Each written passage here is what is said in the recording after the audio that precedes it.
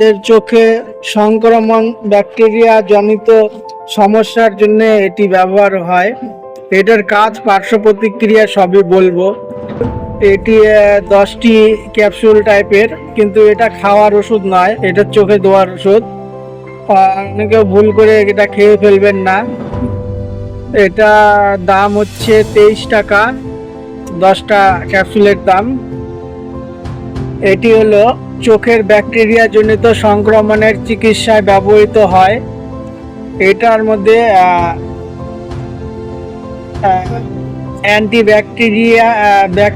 Antibiotic থাকে। এই ওষুধটার মধ্যে অ্যান্টিবায়োটিক থাকে, যা চোখের ক্ষতিকর ব্যাকটেরিয়া ধ্বংস করে। ঠিক আছে, যার নাম জয়কল। ঠিক আছে, এর প্রধান ব্যবহার চোখের ব্যাকটেরিয়া জনিত ইনফেকশন বা ঘা নিরাময়ে ব্যবহৃত হয়। চোখ লালচে হয়ে যাওয়া, চোখ ওঠা বা কনজেস্টিভ ভাইটিস, ঠিক আছে, একটি ভাইরাস টাইপের মনে হয় যতদূর সম্ভব, এই রোগের চিকিৎসা এটা ব্যবহৃত হয়। এটা চোখে ধুলাবালি ঢুকে জ্বালা পোড়া বা ব্যথা হলে এবং চোখ দিয়ে জল পড়লে এটি ভালো কাজ করে। কিছু ব্যবহারের সতর্কতা ও বিধিন ব্যবহারের নিয়ম। এটি ব্যবহারের আগে হাত ভালো করে সাবান দিয়ে ধুয়ে পরিষ্কার করে নিন। চিকিৎসকের পরামর্শ অনুযায়ী সঠিক মাত্রায় ও নিয়মে চোখে ব্যবহার করতে হবে।